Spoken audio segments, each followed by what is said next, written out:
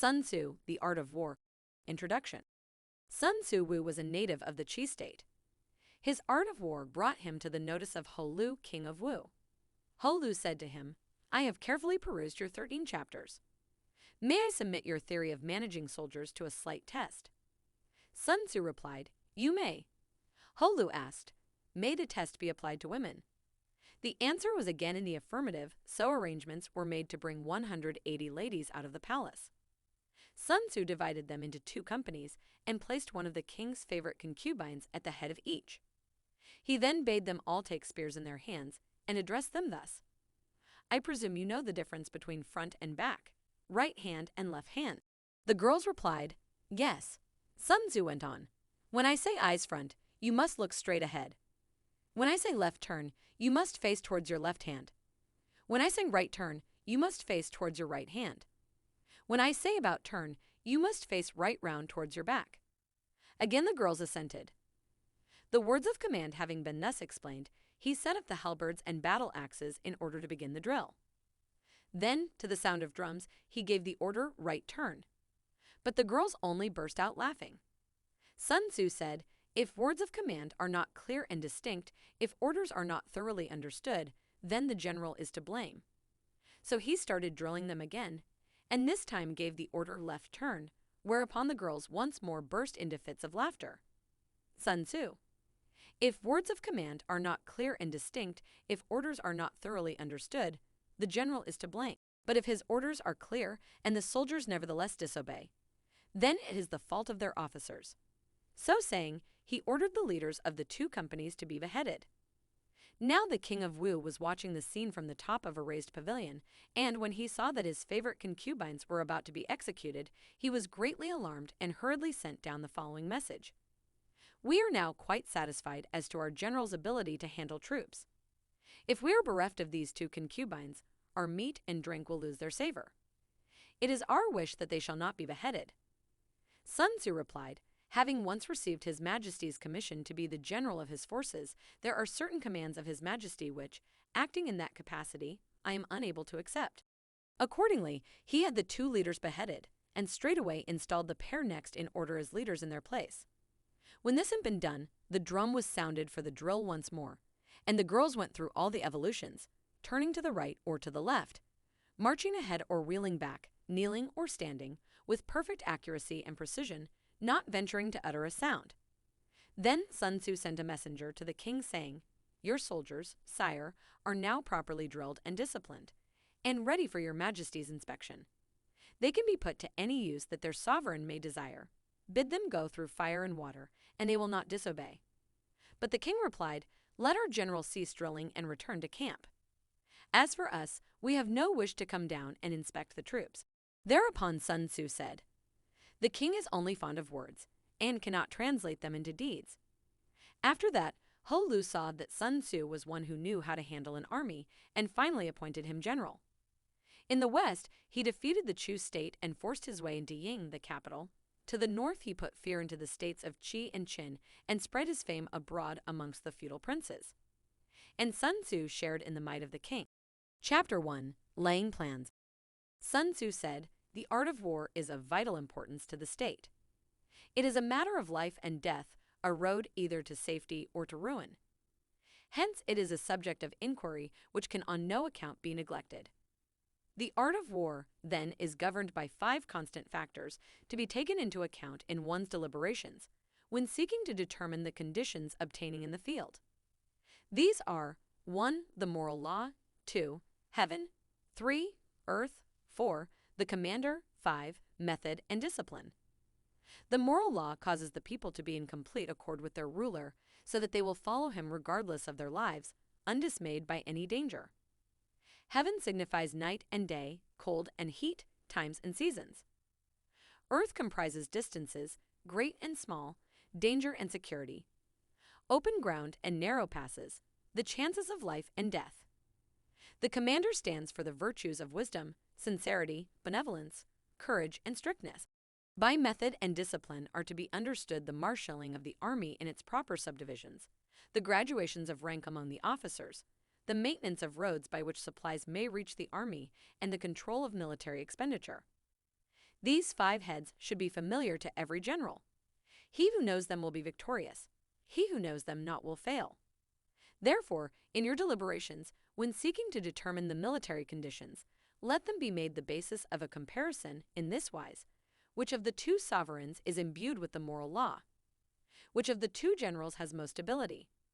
With whom lie the advantages derived from heaven and earth? On which side is discipline most rigorously enforced? Which army is stronger? On which side are officers and men more highly trained? In which army is there the greater constancy both in reward and punishment? By means of these 7 considerations, I can forecast victory or defeat. The general that hearkens to my counsel and acts upon it will conquer. Let such a one be retained in command. The general that hearkens not to my counsel nor acts upon it will suffer defeat. Let such a one be dismissed. While heeding the profit of my counsel, avail yourself also of any helpful circumstances over and beyond the ordinary rules. According as circumstances are favorable, one should modify one's plans. All warfare is based on deception. Hence, when able to attack, we must seem unable. When using our forces, we must seem inactive. When we are near, we must make the enemy believe we are far away. When far away, we must make him believe we are near. Hold out baits to entice the enemy. Feign disorder and crush him. If he is secure at all points, be prepared for him. If he is in superior strength, evade him. If your opponent is of choleric temper, seek to irritate him. Pretend to be weak, that he may grow arrogant. If he is taking his ease, give him no rest. If his forces are united, separate them. Attack him where he is unprepared, appear where you are not expected. These military devices, leading to victory, must not be divulged beforehand. Now the general who wins a battle makes many calculations in his temple ere the battle is fought. The general who loses a battle makes but few calculations beforehand. Thus, do many calculations lead to victory, and few calculations to defeat? How much more no calculation at all? It is by attention to this point that I can foresee who is likely to win or lose. Chapter 2. Waging War. Sun Tzu said, in the operations of war, where there are in the field 1,000 swift chariots, as many heavy chariots, and 100,000 mail-clad soldiers, with provisions enough to carry them 1,000 lie, the expenditure at home and at the front, including entertainment of guests, small items such as glue and paint, and some spent on chariots and armor, will reach the total of 1,000 ounces of silver per day. Such is the cost of raising an army of 100,000 men. When you engage in actual fighting, if victory is long in coming, then men's weapons will grow dull and their ardor will be damped. If you lay siege to a town, you will exhaust your strength. Again, if the campaign is protracted, the resources of the state will not be equal to the strength. Now, when your weapons are dulled, your ardor damped, your strength exhausted, and your treasure spent, other chieftains will spring up to take advantage of your extremity. Then no man, however wise, will be able to avert the consequences that must ensue. Thus, though we have heard of stupid haste in war, cleverness has never been seen associated with long delays. There is no instance of a country having benefited from prolonged warfare. It is only one who is thoroughly acquainted with the evils of war that can thoroughly understand the profitable way of carrying it on. The skillful soldier does not raise a second levy, neither are his supply wagons loaded more than twice. Bring war material with you from home, but forage on the enemy. Thus the army will have food enough for its needs. Poverty of the state exchequer causes an army to be maintained by contributions from a distance. Contributing to maintain an army at a distance causes the people to be impoverished. On the other hand, the proximity of an army causes prices to go up, and high prices cause the people's substance to be drained away. When their substance is drained away, the peasantry will be afflicted by heavy exactions. With this loss of substance and exhaustion of strength, the homes of the people will be stripped bare, and 3/10 of their income will be dissipated.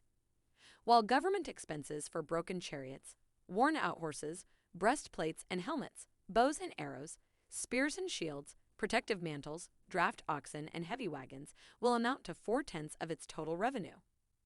Hence, a wise general makes a point of foraging on the enemy. 1 cartload of the enemy's provisions is equivalent to 20 of one's own, and likewise a single pickle of his provender is equivalent to 20 from one's own store.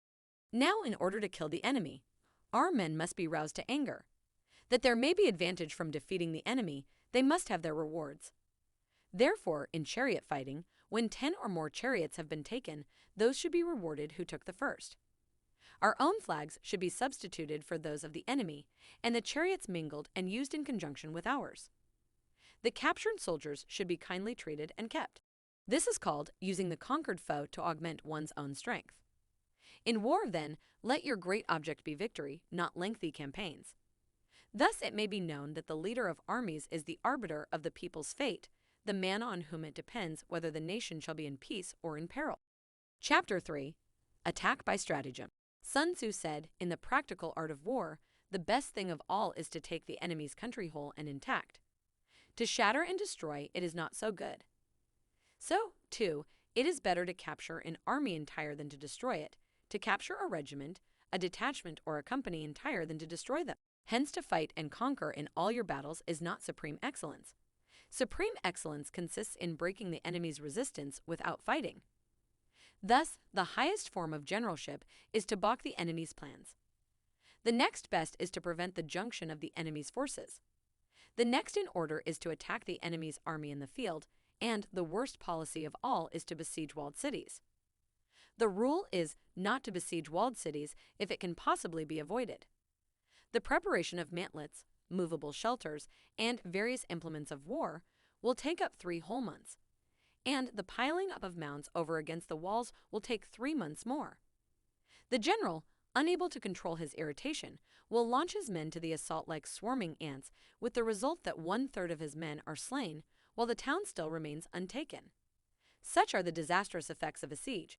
Therefore, the skillful leader subdues the enemy's troops without any fighting. He captures their cities without laying siege to them. He overthrows their kingdom without lengthy operations in the field. With his forces intact, he will dispute the mastery of the empire, and thus, without losing a man, his triumph will be complete. This is the method of attacking by stratagem. It is the rule in war, if our forces are 10 to the enemy's 1, to surround him, if 5 to 1, to attack him, if twice as numerous, to divide our army into 2. If equally matched, we can offer battle. If slightly inferior in numbers, we can avoid the enemy. If quite unequal in every way, we can flee from him. Hence, though an obstinate fight may be made by a small force, in the end it must be captured by the larger force. Now the general is the bulwark of the state. If the bulwark is complete at all points, the state will be strong. If the bulwark is defective, the state will be weak. There are 3 ways in which a ruler can bring misfortune upon his army. 1. By commanding the army to advance or to retreat, being ignorant of the fact that it cannot obey. This is called hobbling the army. 2. By attempting to govern an army in the same way as he administers a kingdom, being ignorant of the conditions which obtain in an army. This causes restlessness in the soldiers' minds. 3. By employing the officers of his army without discrimination, through ignorance of the military principle of adaptation to circumstances. This shakes the confidence of the soldiers. But when the army is restless and distrustful, trouble is sure to come from the other feudal princes. This is simply bringing anarchy into the army and flinging victory away. Thus, we may know that there are 5 essentials for victory. 1. He will win who knows when to fight and when not to fight. 2. He will win who knows how to handle both superior and inferior forces.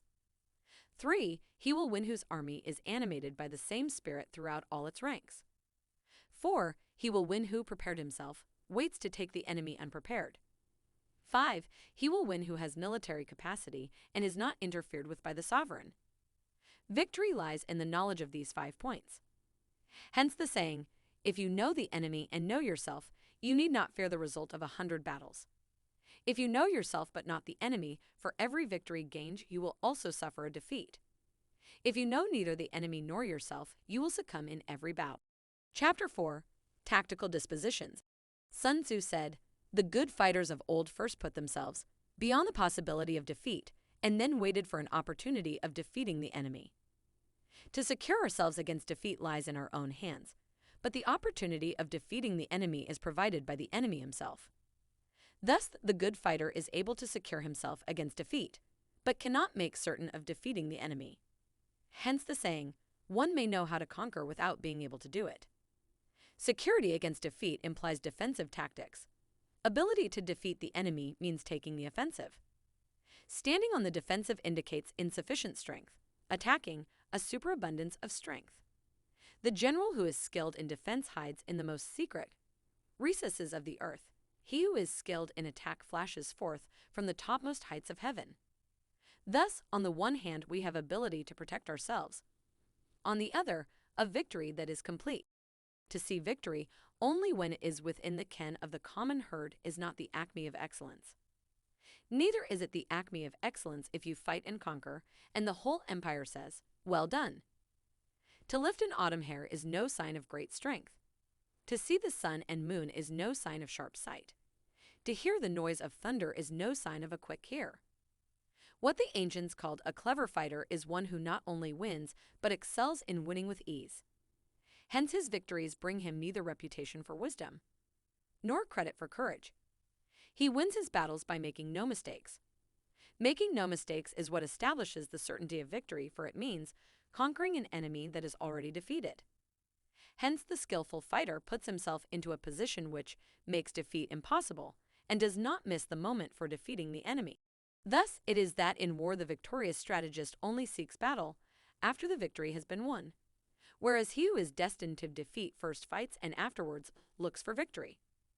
The consummate leader cultivates the moral law and strictly adheres to method and discipline.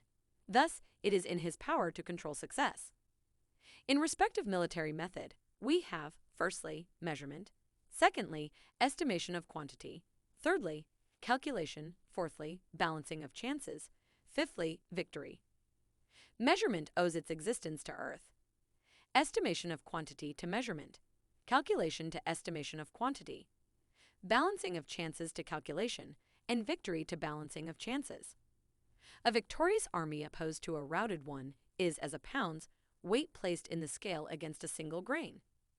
The onrush of a conquering force is like the bursting of pent-up waters into a chasm 1,000 fathoms deep. So much for tactical dispositions. Chapter 5. Energy. Sun Tzu said, "The control of a large force is the same in principle as the control of a few men. It is merely a question of dividing up their numbers." Fighting with a large army under your command is noways different from fighting with a small one. It is merely a question of instituting signs and signals. To ensure that your whole host may withstand the brunt of the enemy's attack and remain unshaken, this is effected by maneuvers direct and indirect. That the impact of your army may be like a grindstone dashed against an egg, this is effected by the science of weak points and strong. In all fighting, the direct method may be used for joining battle, but indirect methods will be needed in order to secure victory. Indirect tactics, efficiently applied, are inexhaustible as heaven and earth, unending as the flow of rivers and streams. Like the sun and moon, they end but to begin anew. Like the 4 seasons, they pass away to return once more. There are not more than 5 musical notes, yet the combinations of these 5 give rise to more melodies than can ever be heard. There are not more than 5 primary colors, yet in combination they produce more hues than can ever been seen. There are not more than 5 cardinal tastes, yet combinations of them yield more flavors than can ever be tasted. In battle, there are not more than 2 methods of attack, the direct and the indirect. Yet these 2 in combination give rise to an endless series of maneuvers. The direct and the indirect lead on to each other in turn. It is like moving in a circle, you never come to an end. Who can exhaust the possibilities of their combination? The onset of troops is like the rush of a torrent which will even roll stones along in its course. The quality of decision is like the well-timed swoop of a falcon, which enables it to strike and destroy its victim. Therefore, the good fighter will be terrible in his onset and prompt in his decision. Energy may be likened to the bending of a crossbow, decision to the releasing of a trigger. Amid the turmoil and tumult of battle, there may be seeming disorder and yet no real disorder at all. Amid confusion and chaos, your array may be without head or tail, yet it will be proof against defeat. Simulated disorder postulates perfect discipline, simulated fear postulates courage, simulated weakness postulates strength. Hiding order beneath the cloak of disorder is simply a question of subdivision, concealing courage under a show of timidity. presupposes a fund of latent energy. Masking strength with weakness is to be affected by tactical dispositions.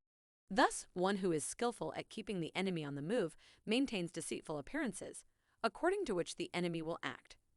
He sacrifices something that the enemy may snatch at it. By holding out baits, he keeps him on the march. Then with a body of picked men he lies in wait for him. The clever combatant looks to the effect of combined energy and does not require too much from individuals.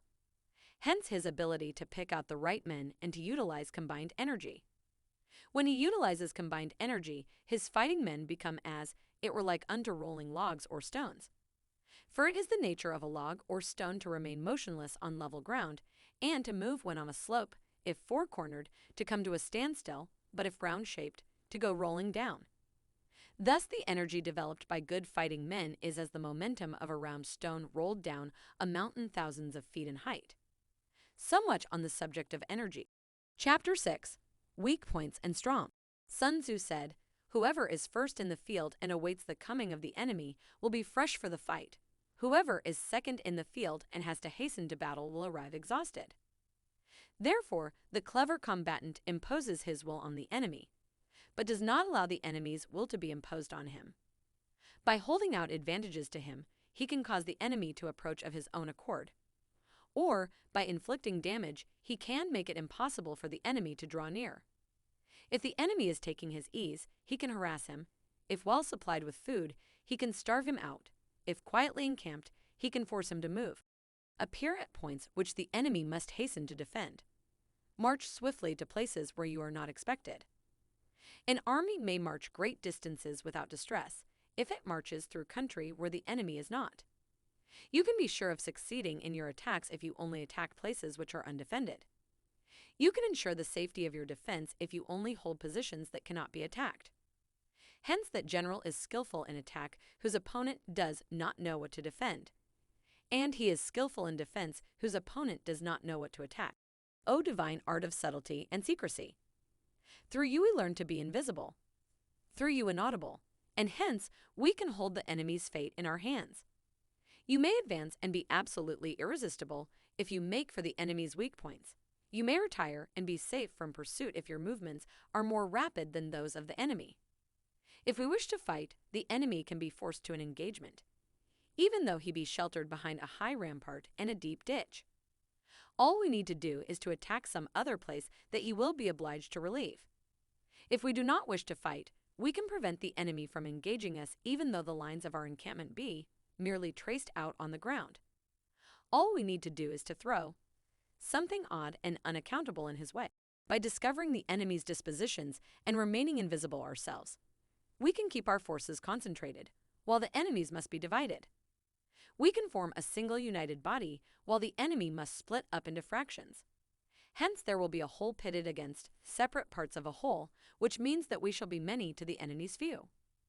And if we are able thus to attack an inferior force with a superior one, our opponents will be in dire straits. The spot where we intend to fight must not be made known, for then the enemy will have to prepare against a possible attack at several different points, and his forces being thus distributed in many directions, the numbers we shall have to face at any given point will be proportionately few.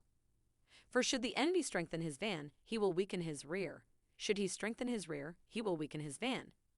Should he strengthen his left, he will weaken his right. Should he strengthen his right, he will weaken his left. If he sends reinforcements everywhere, he will everywhere be weak. Numerical weakness comes from having to prepare against possible attacks. Numerical strength from compelling our adversary to make these preparations against us. Knowing the place and the time of the coming battle, we may concentrate from the greatest distances in order to fight.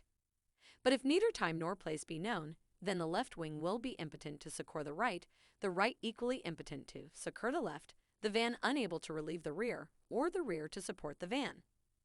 How much more so if the furthest portions of the army are anything under 100 li apart, and even the nearest are separated by several li. Though according to my estimate the soldiers of you exceed our own in number, that shall advantage them nothing in the matter of victory. I say then that victory can be achieved. Though the enemy be stronger in numbers, we may prevent him from fighting. Scheme so as to discover his plans and the likelihood of their success. Rouse him and learn the principle of his activity or inactivity. Force him to reveal himself so as to find out his vulnerable spots. Carefully compare the opposing army with your own so that you may know where strength is superabundant and where it is deficient. In making tactical dispositions, the highest pitch you can attain is to conceal them. Conceal your dispositions, and you will be safe from the prying of the subtlest spies, from the machinations of the wisest brains. How victory may be produced for them out of the enemy's own tactics, that is what the multitude cannot comprehend. All men can see the tactics whereby I conquer, but what none can see is the strategy out of which victory is evolved. Do not repeat the tactics which have gained you one victory, but let your methods be regulated by the infinite variety of circumstances. Military tactics are like unto water, for water in its natural course runs away from high places and hastens downwards. So in war, the way is to avoid what is strong and to strike at what is weak. Water shapes its course according to the nature of the ground, over which it flows. The soldier works out his victory in relation to the foe whom he is facing. Therefore, just as water retains no constant shape, so in warfare, there are no constant conditions. He who can modify his tactics in relation to his opponent, and thereby succeed in winning, may be called a heaven-born captain. The 5 elements are not always equally predominant. The 4 seasons make way for each other in turn. There are short days and long. The moon has its periods of waning and waxing. Chapter 7. Maneuvering. Sun Tzu said, "In war, the general receives his commands from the sovereign. Having collected an army and concentrated his forces, he must blend and harmonize the different elements thereof before pitching his camp. After that comes tactical maneuvering, than which there is nothing more difficult. The difficulty of tactical maneuvering consists in turning the devious into the direct and misfortune into gain.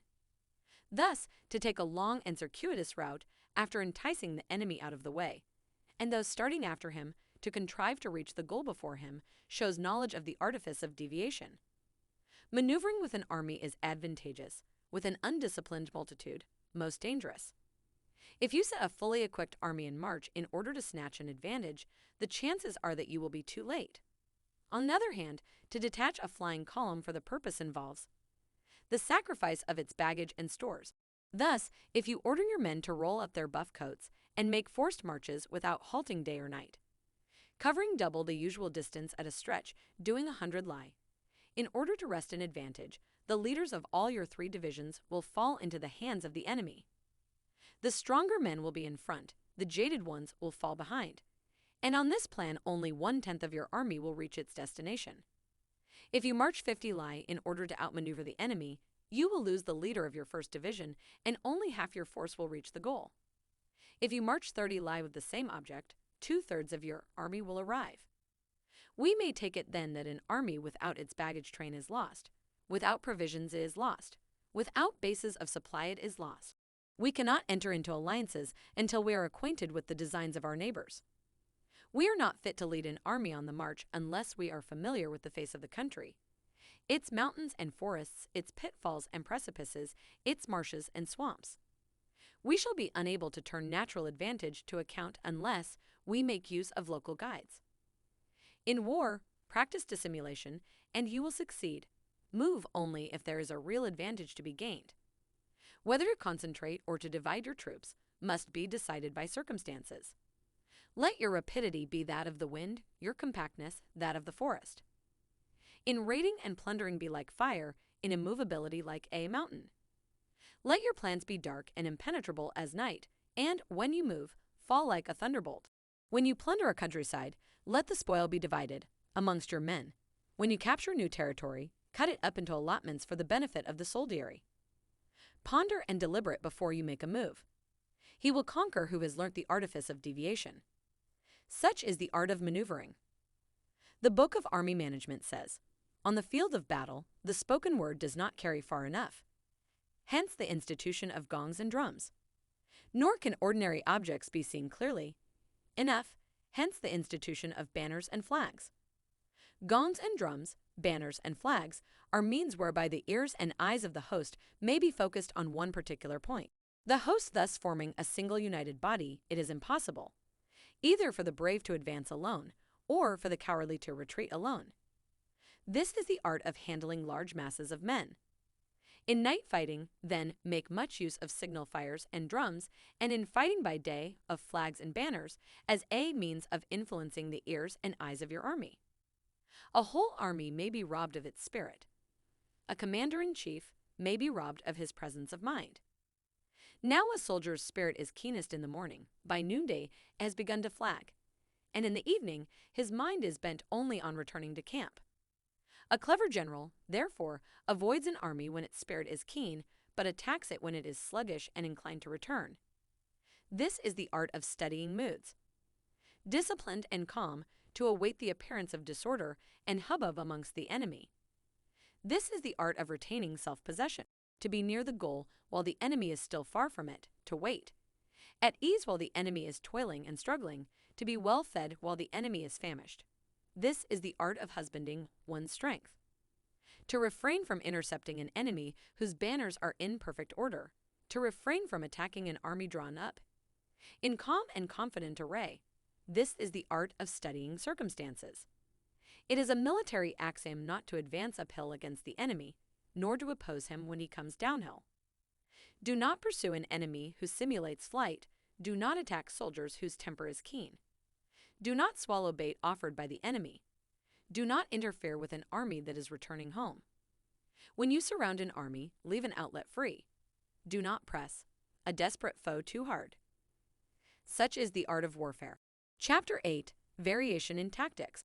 Sun Tzu said, "In war, the general receives his commands from the sovereign, collects his army, and concentrates his forces. When in difficult country, do not encamp.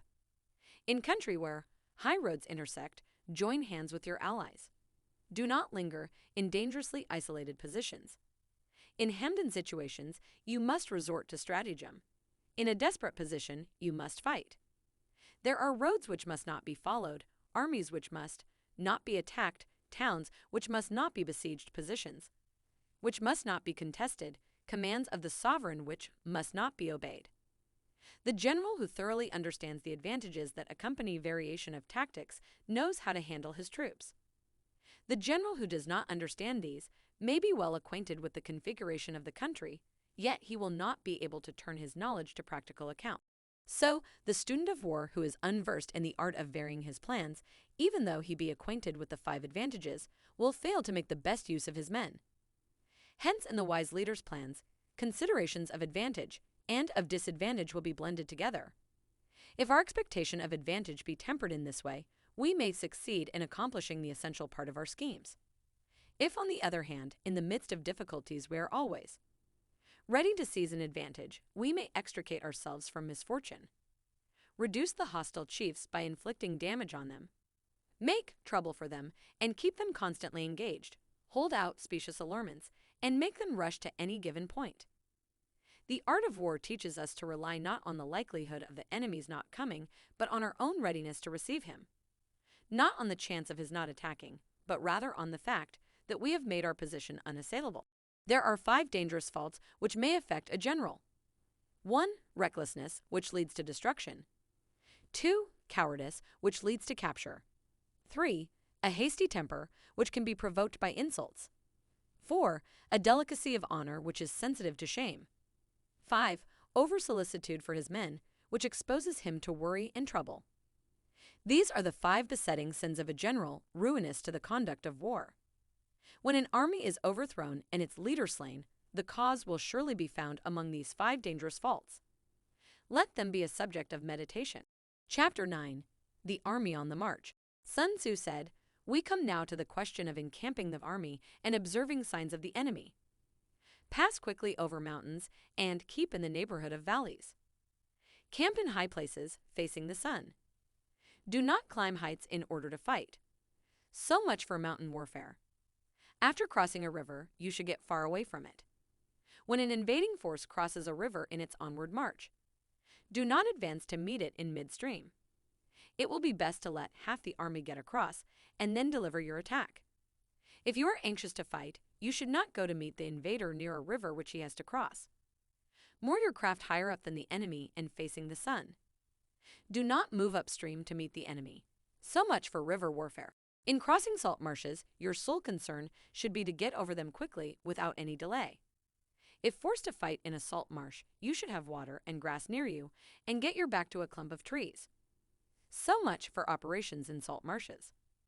In dry, level country, take up an easily accessible position, with rising ground to your right and on your rear, so that the danger may be in front and safety lie behind.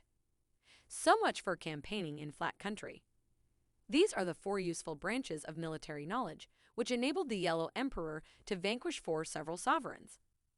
All armies prefer high ground to low and sunny places to dark. If you are careful of your men and camp on hard ground, the army will be free from disease of every kind, and this will spell victory. When you come to a hill or a bank, occupy the sunny side with the slope on your right rear. Thus, you will at once act for the benefit of your soldiers and utilize the natural advantages of the ground. When, in consequence of heavy rains up country, a river which you wish to ford is swollen and flecked with foam, you must wait until it subsides. Country in which there are precipitous cliffs with torrents running between, deep natural hollows, confined places, tangled thickets, quagmires, and crevices should be left with all possible speed and not approached. While we keep away from such places, we should get the enemy to approach them. While we face them, we should let the enemy have them on his rear. If in the neighborhood of your camp there should be any hilly country, ponds surrounded by aquatic grass, hollow basins filled with reeds, or woods with thick undergrowth, they must be carefully routed out and searched. For these are places where men in ambush or insidious spies are likely to be lurking. When the enemy is close at hand and remains quiet, he is relying on the natural strength of his position. When he keeps aloof and tries to provoke a battle, he is anxious for the other side to advance. If his place of encampment is easy of access, he is tendering a bait. Movement amongst the trees of a forest shows that the enemy is advancing. The appearance of a number of screens in the midst of thick grass means that the enemy wants to make us suspicious. The rising of birds in their flight is the sign of an ambuscade. Startled beasts indicate that a sudden attack is coming. When there is dust rising in a high column, it is the sign of chariots advancing. When the dust is low, but spread over wide area, it betokens the approach of infantry. When it branches out in different directions, it shows that parties have been sent to collect firewood. A few clouds of dust moving to and fro signify that the army is encamping. Humble words and increased preparations are signs that the enemy is about to advance. Violent language and driving forward as if to the attack are signs that he will retreat. When the light chariots come out first and take up a position on the wings, it is a sign that the enemy is forming for battle. Peace proposals unaccompanied by a sworn covenant indicate a plot. When there is much running about and the soldiers fall into rank, it means that the critical moment has come. When some are seen advancing and some retreating, it is a lure. When the soldiers stand leaning on their spears, they are faint from want of food. If those who are sent to draw water begin by drinking themselves, the army is suffering from thirst. If the enemy sees an advantage to be gained and makes no effort to secure it, the soldiers are exhausted. If birds gather on any spot, it is unoccupied. Clamor by night betokens nervousness. If there is disturbance in the camp, the general's authority is weak.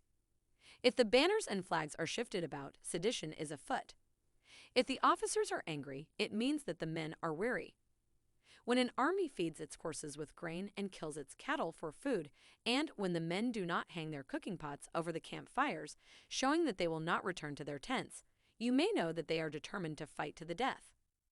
The sight of men whispering together in small knots or speaking in subdued tones points to disaffection amongst the rank and file. Too frequent rewards signify that the enemy is at the end of his resources. Too many punishments betray a condition of dire distress. To begin by bluster, but afterwards to take fright at the enemy's numbers, shows a supreme lack of intelligence. When envoys are sent with compliments in their mouths, it is a sign that the enemy wishes for a truce. If the enemy's troops march up angrily and remain facing ours, for a long time without either joining battle or taking themselves, off again, the situation is one that demands great vigilance and circumspection. If our troops are no more in number than the enemy, that is amply sufficient. It only means that no direct attack can be made. What we can do is simply to concentrate all our available strength, keep a close watch on the enemy, and obtain reinforcements. He who exercises no forethought but makes light of his opponents is sure to be captured by them. If soldiers are punished before they have grown attached to you, they will not prove submissive, and, unless submissive, they will be practically useless. If, when the soldiers have become attached to you, punishments are not enforced, they will still be useless. Therefore, soldiers must be treated in the first instance with humanity, but kept under control by means of iron discipline. This is a certain road to victory. If in training soldiers commands are habitually enforced, the army will be well disciplined. If not, its discipline will be bad. If a general shows confidence in his men but always insists on his orders being obeyed, the gain will be mutual. Chapter 10. Terrain. Sun Tzu said, "We may distinguish 6 kinds of terrain, to wit: 1. Accessible ground. 2. Entangling ground. 3. Temporizing ground. 4. Narrow passes. 5. Precipitous heights. 6. Positions at a great distance from the enemy. Ground which can be freely traversed by both sides is called accessible. With regard to ground of this nature, be before the enemy in occupying the raised and sunny spots, and carefully guard your line of supplies. Then you will be able to fight with advantage. Ground which can be abandoned but is hard to reoccupy is called entangling. From a position of this sort, if the enemy is unprepared, you may sally forth and defeat him. But if the enemy is prepared for your coming, and you fail to defeat him, then, return being impossible, disaster will ensue. When the position is such that neither side will gain by making the first move, it is called temporizing ground. In a position of this sort, even though the enemy should offer us an attractive bait, it will be advisable not to stir forth, but rather to retreat, thus enticing the enemy in his turn. Then, when part of his army has come out, we may deliver our attack with advantage. With regard to narrow passes, if you can occupy them first, let them be strongly garrisoned and await the advent of the enemy. Should the enemy forestall you in occupying a pass, do not go after him if the pass is fully garrisoned, but only if it is weakly garrisoned. With regard to precipitous heights, if you are beforehand with your adversary, you should occupy the raised and sunny spots, and there wait for him to come up. If the enemy has occupied them before you, do not follow him, but retreat and try to entice him away. If you are situated at a great distance from the enemy, and the strength of the 2 armies is equal, it is not easy to provoke a battle, and fighting will be to your disadvantage. These 6 are the principles connected with earth. The general, who has attained a responsible post, must be careful to study them. Now an army is exposed to 6 several calamities, not arising from natural causes, but from faults for which the general is responsible. These are 1. Flight, 2. Insubordination, 3. Collapse, 4. Ruin, 5. Disorganization, 6. Rout. Other conditions being equal, if one force is hurled against another 10 times its size, the result will be the flight of the former. When the common soldiers are too strong and their officers too weak, the result is insubordination.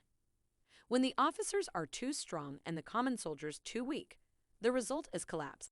When the higher officers are angry and insubordinate, and on meeting the enemy give battle on their own, account from a feeling of resentment.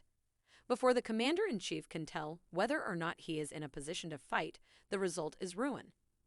When the general is weak and without authority, when his orders are not clear and distinct, when there are no fixed duties assigned to officers and men, and the ranks are formed in a slovenly, haphazard manner, the result is utter disorganization. When a general, unable to estimate the enemy's strength, allows an inferior force to engage a larger one, or hurls a weak detachment against a powerful one, and neglects to place picked soldiers in the front rank, the result must be a rout. These are 6 ways of courting defeat, which must be carefully noted by the general who has attained a responsible post. The natural formation of the country is the soldier's best ally, but a power of estimating the adversary, of controlling the forces of victory, and of shrewdly calculating difficulties, dangers, and distances constitutes the test of a great general. He who knows these things, and in fighting puts his knowledge into practice, will win his battles. He who knows them not, nor practices them, will surely be defeated. If fighting is sure to result in victory, then you must fight, even though the ruler forbid it. If fighting will not result in victory, then you must not fight even at the ruler's bidding. The general who advances without coveting fame and retreats without fearing disgrace, whose only thought is to protect his country and do good service for his sovereign, is the jewel of the kingdom. Regard your soldiers as your children, and they will follow you into the deepest valleys. Look upon them as your own beloved sons, and they will stand by you even unto death. If, however, you are indulgent but unable to make your authority felt, kind-hearted but unable to enforce your commands, and incapable, moreover, of quelling disorder, then your soldiers must be likened to spoilt children. They are useless for any practical purpose. If we know that our own men are in a condition to attack, but are unaware that the enemy is not open to attack, we have gone only halfway towards victory. If we know that the enemy is open to attack, but are unaware that our own men are not in a condition to attack, we have gone only halfway towards victory.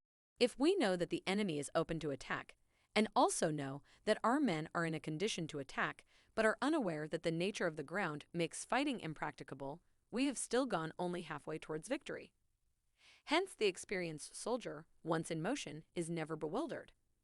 Once he has broken camp, he is never at a loss. Hence the saying, if you know the enemy and know yourself, your victory will not stand in doubt. If you know heaven and know earth, you may make your victory complete. Chapter 11, The 9 Situations. Sun Tzu said, the art of war recognizes 9 varieties of ground. 1. Dispersive ground.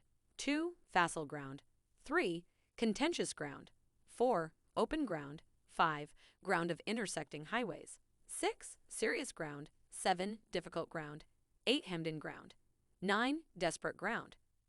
When a chieftain is fighting in his own territory, it is dispersive ground. When he has penetrated into hostile territory, but to no great distance, it is facile ground. Ground the possession of which imports great advantage to either side is contentious ground. Ground on which each side has liberty of movement is open ground. Ground which forms the key to 3 contiguous states, so that he who occupies it first has most of the empire at his command, is a ground of intersecting highways. When an army has penetrated into the heart of a hostile country, leaving a number of fortified cities in its rear, it is serious ground. Mountain forests, rugged steeps, marshes, and fens, all country that is hard to traverse. This is difficult ground. Ground which is reached through narrow gorges and from which we can only retire by tortuous paths, so that a small number of the enemy would suffice to crush a large body of our men. This is hemmed-in ground. Ground on which we can only be saved from destruction by fighting without delay is desperate ground. On dispersive ground, therefore, fight not. On facile ground, halt not. On contentious ground, attack not. On open ground, do not try to block the enemy's way. On the ground of intersecting highways, join hands with your allies. On serious ground, gather and plunder. In difficult ground, keep steadily on the march. On hemmed-in ground, resort to stratagem. On desperate ground, fight. Those who were called skillful leaders of old knew how to drive a wedge between the enemy's front and rear, to prevent cooperation between his large and small divisions, to hinder the good troops from rescuing the bad, the officers from rallying their men. When the enemy's men were scattered, they prevented them from concentrating. Even when their forces were united, they managed to keep them in disorder. When it was to their advantage, they made a forward move. When otherwise, they stopped still. If asked how to cope with a great host of the enemy in orderly array and on the point of marching to the attack, I should say, begin by seizing something which your opponent holds dear. Then he will be amenable to your will. Rapidity is the essence of war. Take advantage of the enemy's unreadiness, make your way by unexpected routes, and attack unguarded spots. The following are the principles to be observed by an invading force. The further you penetrate into a country, the greater will be the solidarity of your troops, and thus the defenders will not prevail against you. Make forays in fertile country in order to supply your army with food. Carefully study the well-being of your men and do not overtax them. Concentrate your energy and hoard your strength. Keep your army continually on the move and devise unfathomable plans. Throw your soldiers into positions whence there is no escape, and they will prefer death to flight. If they will face death, there is nothing they may not achieve. Officers and men alike will put forth their uttermost strength. Soldiers, when in desperate straits, lose the sense of fear. If there is no place of refuge, they will stand firm. If they are in hostile country, they will show a stubborn front. If there is no help for it, they will fight hard. Thus, without waiting to be marshaled, the soldiers will be constantly on the qui-vive. Without waiting to be asked, they will do your will, Without restrictions, they will be faithful. Without giving orders, they can be trusted. Prohibit the taking of omens and do away with superstitious doubts. Then, until death itself comes, no calamity need be feared. If our soldiers are not overburdened with money, it is not because they have a distaste for riches.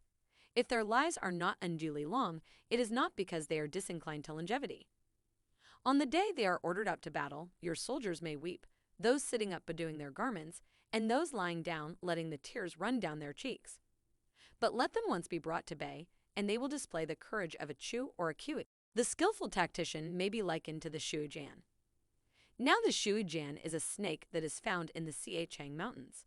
Strike at its head, and you will be attacked by its tail.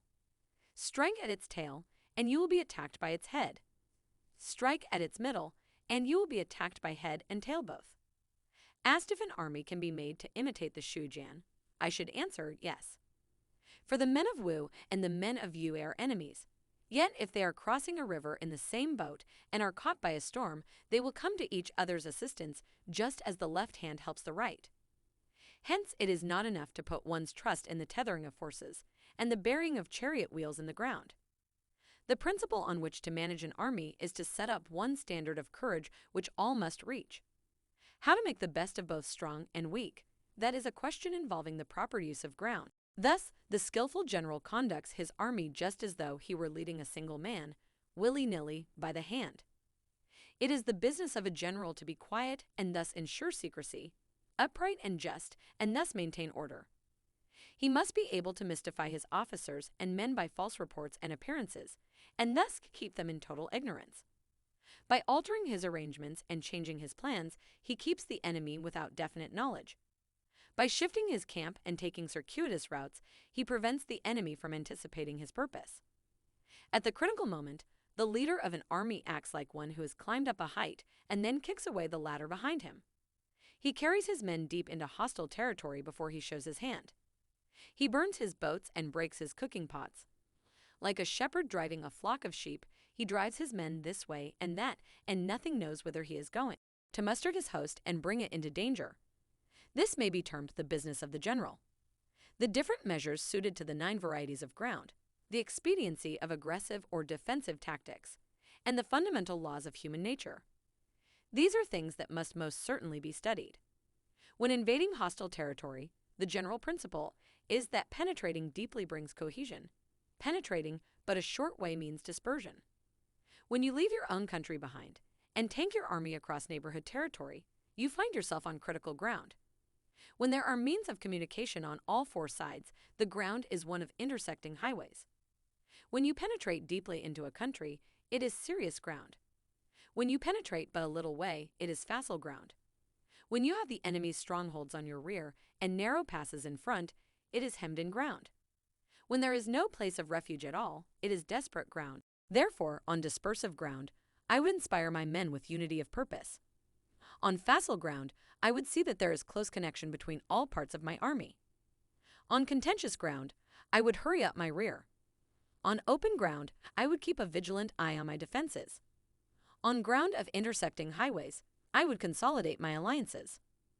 On serious ground, I would try to ensure a continuous stream of supplies. On difficult ground, I would keep pushing on along the road. On hemmed-in ground, I would block any way of retreat. On desperate ground, I would proclaim to my soldiers the hopelessness of saving their lives. For it is the soldier's disposition to offer an obstinate resistance when surrounded, to fight hard when he cannot help himself, and to obey promptly when he has fallen into danger. We cannot enter into alliance with neighboring princes until we are acquainted with their designs. We are not fit to lead an army on the march unless we are familiar with the face of the country, its mountains and forests, its pitfalls and precipices, its marshes and swamps. We shall be unable to turn natural advantages to account unless we make use of local guides. To be ignorant of any one of the following 4 or 5 principles does not befit a warlike prince. When a warlike prince attacks a powerful state, his generalship shows itself in preventing the concentration of the enemy's forces. He overawes his opponents, and their allies are prevented from joining against him. Hence he does not strive to ally himself with all and sundry, nor does he foster the power of other states. He carries out his own secret designs, keeping his antagonists in awe. Thus, he is able to capture their cities and overthrow their kingdoms, bestow rewards without regard to rule, issue orders without regard to previous arrangements, and you will be able to handle a whole army as though you had to do with but a single man. Confront your soldiers with the deed itself, never let them know your design. When the outlook is bright, bring it before their eyes, but tell them nothing when the situation is gloomy. Place your army in deadly peril, and it will survive. Plunge it into desperate straits, and it will come off in safety. For it is precisely when a force has fallen into harm's way that is capable of striking a blow for victory. Success in warfare is gained by carefully accommodating ourselves to the enemy's purpose. By persistently hanging on the enemy's flank, we shall succeed in the long run in killing the commander-in-chief. This is called ability to accomplish a thing by sheer cunning. On the day that you take up your command, block the frontier passes, destroy the official tallies, and stop the passage of all emissaries. Be stern in the council chamber, so that you may control the situation. If the enemy leaves a door open, you must rush in. Forestall your opponent by seizing what he holds dear, and subtly contrive to time his arrival on the ground. Walk in the path defined by rule, and accommodate yourself to the enemy until you can fight a decisive battle. At first, then, exhibit the coyness of a maiden until the enemy gives you an opening. Afterwards, emulate the rapidity of a running hare, and it will be too late for the enemy to oppose you. Chapter 12. The Attack by Fire. Sun Tzu said, there are 5 ways of attacking with fire. The first is to burn soldiers in their camp. The second is to burn stores. The third is to burn baggage trains. The fourth is to burn arsenals and magazines. The fifth is to hurl dropping fire amongst the enemy. In order to carry out an attack with fire, we must have means available. The material for raising fire should always be kept in readiness. There is a proper season for making attacks with fire and special days for starting a conflagration. The proper season is when the weather is very dry. The special days are those when the moon is in the constellations of the sieve, the wall, the wing, or the crossbar, for these 4 are all days of rising wind. In attacking with fire, one should be prepared to meet 5 possible developments. 1. When fire breaks out inside the enemy's camp, respond at once with an attack from without. 2. If there is an outbreak of fire, but the enemy's soldiers remain quiet, bide your time and do not attack. 3. When the force of the flames has reached its height, follow it up with an attack if that is practicable. If not, stay where you are. 4. If it is possible to make an assault with fire from without, do not wait for it to break out within, but deliver your attack at a favorable moment. 5. When you start a fire, be to windward of it. Do not attack from the leeward. A wind that rises in the daytime lasts long, but a night breeze soon falls. In every army, the 5 developments connected with fire must be known, the movements of the stars calculated, and a watch kept for the proper days. Hence, those who use fire as an aid to the attack show intelligence. Those who use water as an aid to the attack gain an accession of strength. By means of water, an enemy may be intercepted, but not robbed of all his belongings. Unhappy is the fate of one who tries to win his battles and succeed in his attacks without cultivating the spirit of enterprise, for the result is waste of time and general stagnation. Hence the saying, the enlightened ruler lays his plans well ahead. The good general cultivates his resources. Move not unless you see an advantage. Use not your troops unless there is something to be gained. Fight not unless the position is critical. No ruler should put troops into the field merely to gratify his own spleen. No general should fight a battle simply out of pique. If it is to your advantage, make a forward move. If not, stay where you are. Anger may in time change to gladness. Vexation may be succeeded by content. But a kingdom that has once been destroyed can never come again into being. Nor can the dead ever be brought back to life. Hence the enlightened ruler is heedful, and the good general full of caution. This is the way to keep a country at peace and an army intact. Chapter 13. The Use of Spies. Sun Tzu said, raising a host of 100,000 men and marching them great distances entails heavy loss on the people and a drain on the resources of the state.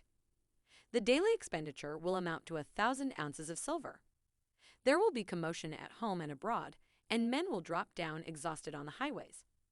As many as 700,000 families will be impeded in their labor. Hostile armies may face each other for years, striving for the victory which is decided in a single day.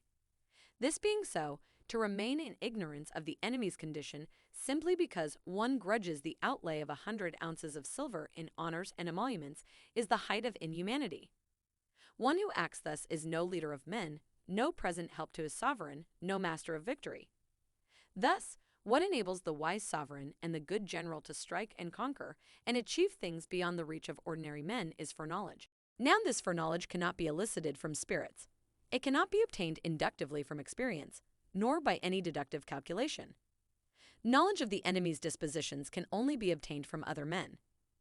Hence the use of spies, of whom there are 5 classes.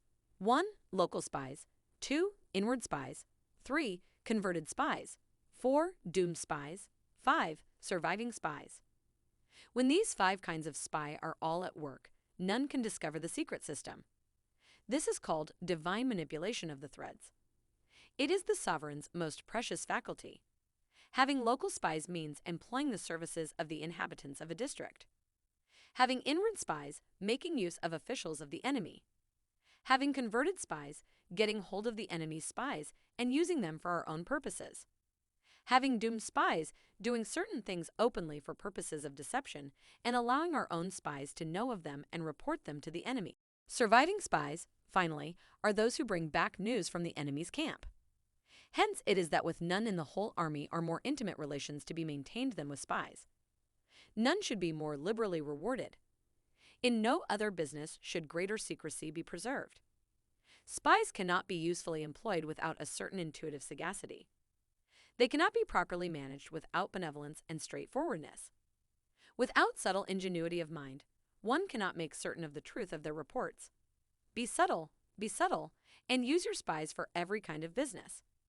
If a secret piece of news is divulged by a spy before the time is ripe, he must be put to death together with the man to whom the secret was told.